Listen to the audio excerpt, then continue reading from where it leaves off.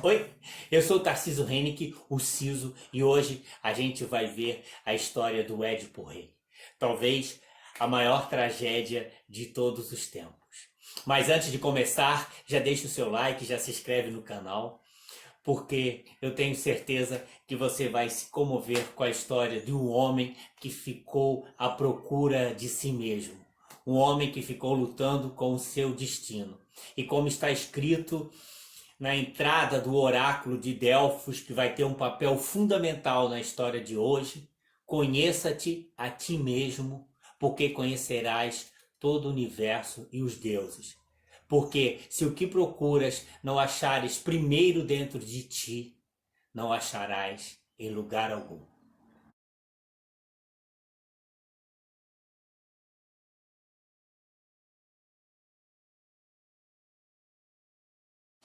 A nossa história começa quando os reis de Tebas, Laio e Jocasta, têm um filho. O Laio vai até o oráculo de Delfos para saber sobre o futuro do menino. E o oráculo fala que ele vai matar o pai e se casar com a mãe.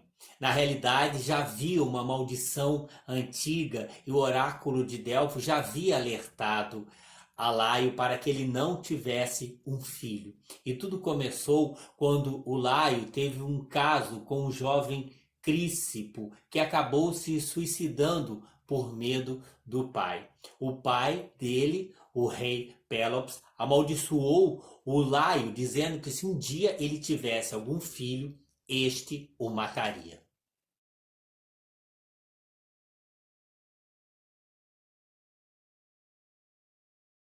Diante de tão horrível profecia, o Laio e a Jocasta decidem eliminar o menino. E entregam ele para que um servo o exponha no Monte Citerão às feras. O servo vai, fura os pés do menino e passa uma corda. Mas não tem coragem. Então está passando um pastor naquela hora em direção a Corinto. Ele entrega o menino ao pastor. O pastor dá o nome de Édipo, que significa literalmente pés inchados.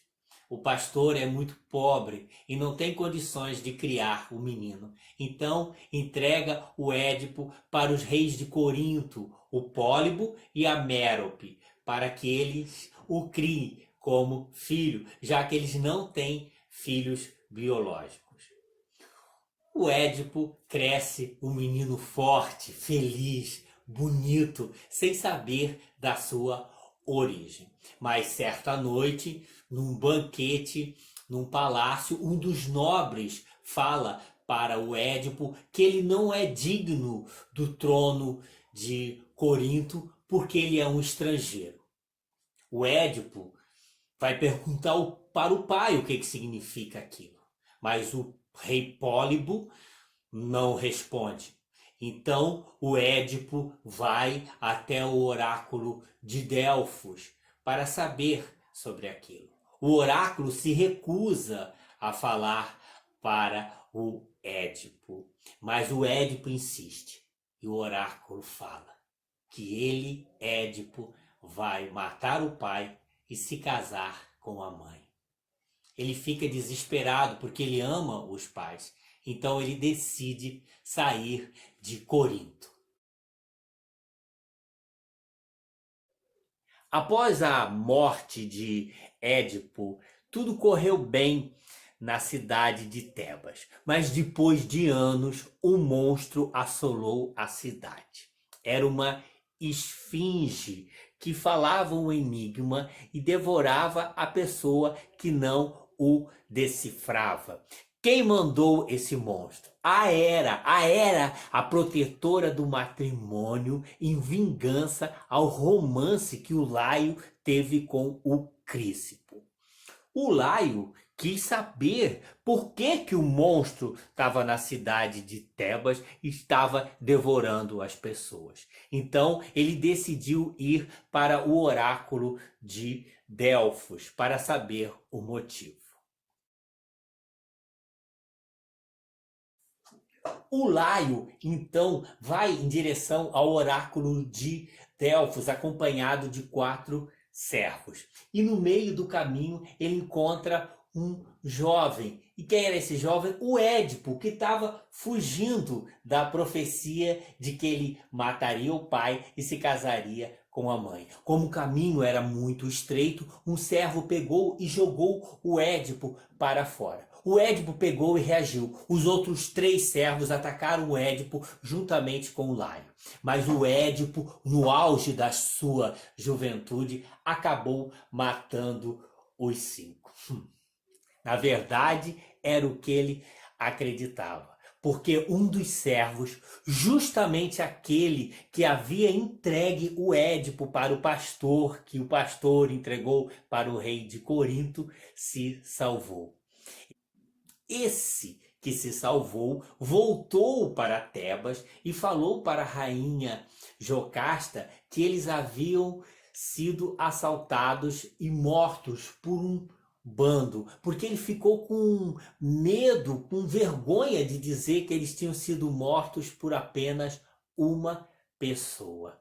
Todos ficaram muito abalados na cidade de Tebas. E quem ficou no lugar do rei Laio foi Creonte, o irmão da Jocasta. Mas o Creonte disse que a pessoa que decifrasse o enigma da esfinge e se livrasse dela ganharia a mão da rainha e se tornaria rei de Tebas. E por que o Creonte fez isso? Por que ele não ficou no trono? Porque ele estava muito abalado, porque o primogênito dele havia sido devorado pela esfinge. O Édipo continua errando pela Grécia, sem saber que ele havia matado o rei de Tebas. Então ele ouve que existe uma esfinge que está matando as pessoas lá em Tebas. Então ele decide ir em direção à cidade.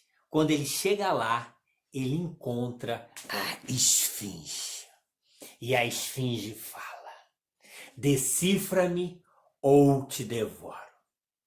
Ele, se achando todo poderoso, aceita o desafio. Mesmo porque, se ele morresse, pelo menos a profecia não iria se cumprir. Então, a esfinge fala para ele: eu sou um animal que de manhã caminho com 4 patas, à tarde com 2 e à noite com 3.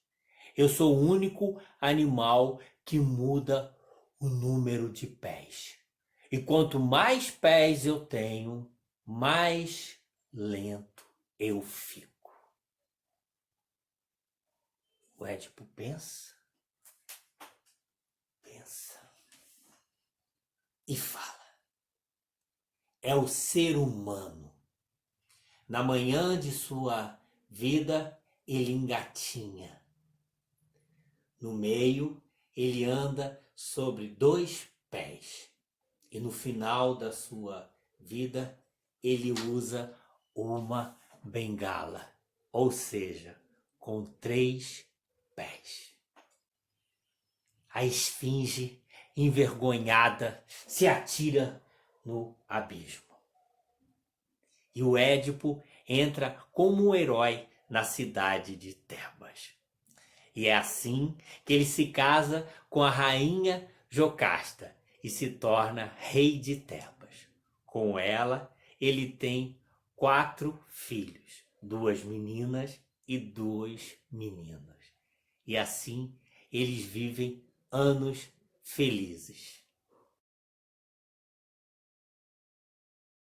Mas depois de anos vivendo feliz com Jocasta e seus 4 filhos, a cidade de Tebas é novamente assolada por desgraças. São pestes, são catástrofes. E a população exige que o rei Édipo, que já havia salvo a cidade em tempos anteriores, descubra o motivo de tais desgraças. O Édipo manda seu cunhado Creonte para o oráculo de Delfos para saber o motivo das pestes, o motivo das catástrofes. O Creonte vai e ele volta dizendo que o motivo da desgraça é que o assassino do rei Laio vive dentro das muralhas da cidade. E que enquanto o assassino não for descoberto e punido, a cidade vai continuar sofrendo.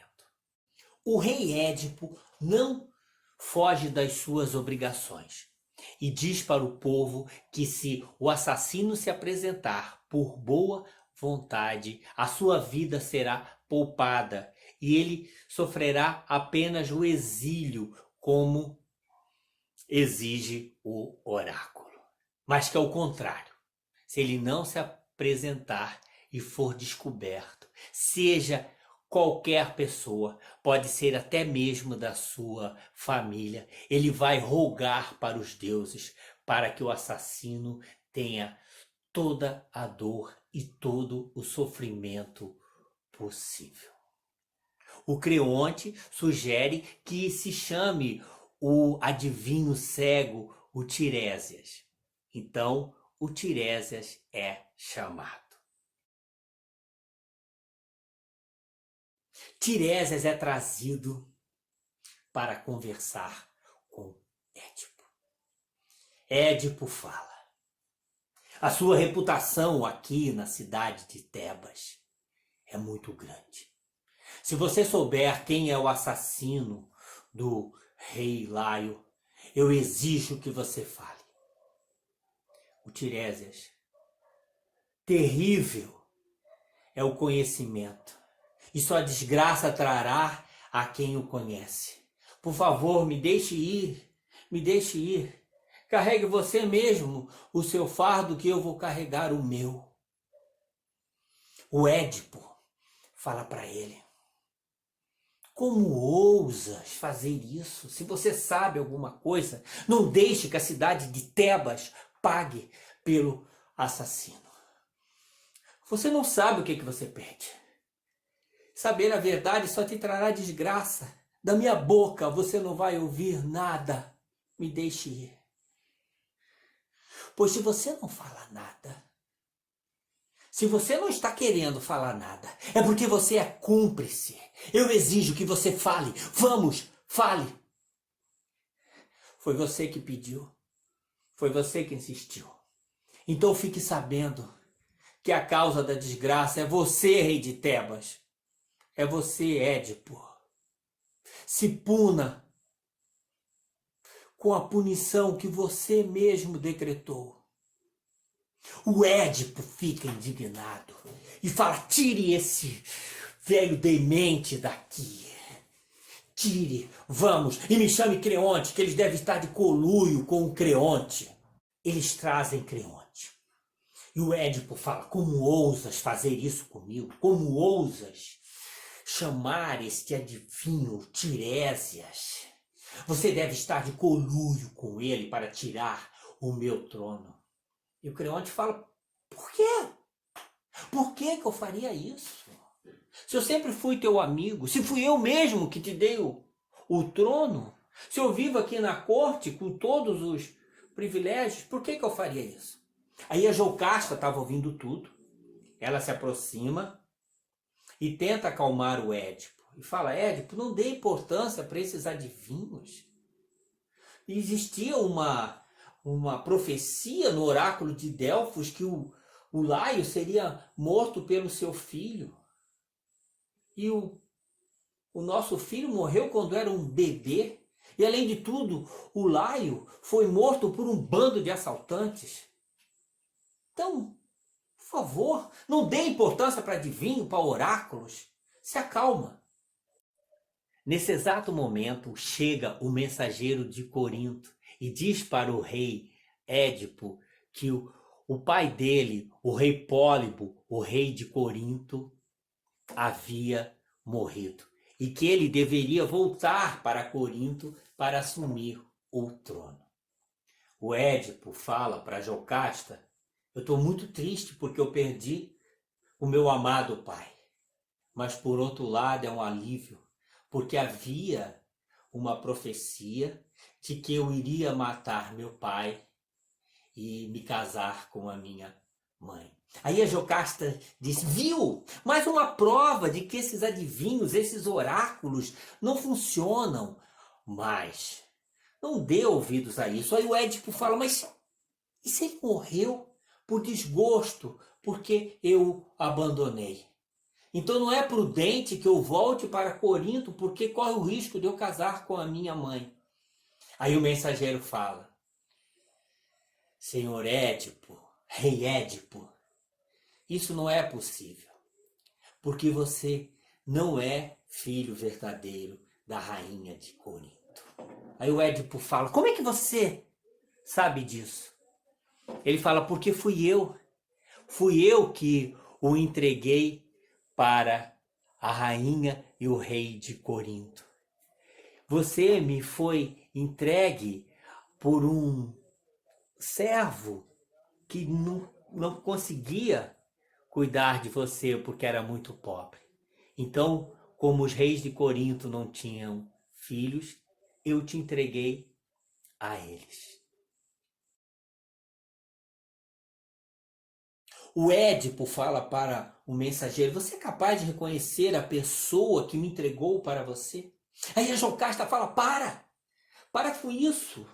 Por favor, não tenta querer saber dessas coisas. Aí ele fala, o mesmo dever que eu tenho de saber quem é o assassino de Laio, é meu dever querer saber quem são os meus verdadeiros pais. Eu quero saber da minha origem. Aí a Jocasta, por favor, não fala. Não tente saber.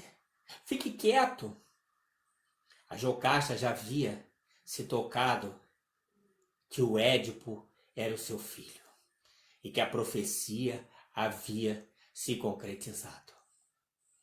Ela começa a chorar desesperada e fala, ai de mim, ai de ti, Édipo, e sai correndo para os seus aposentos. O Édipo pensou que a Jocasta estava desesperada porque talvez os seus pais fossem pessoas humildes e isso mancharia o nome da família da Jocasta. E ele vai correndo tentar salvá-la. Mas nesse exato momento, chega até ele o servo, a pessoa que tinha entregue ele para o mensageiro. E esse servo chega e quando ele vê o Édipo, ele fica assustado. Porque se lembra que ele conseguiu fugir quando o Édipo matou o Laio?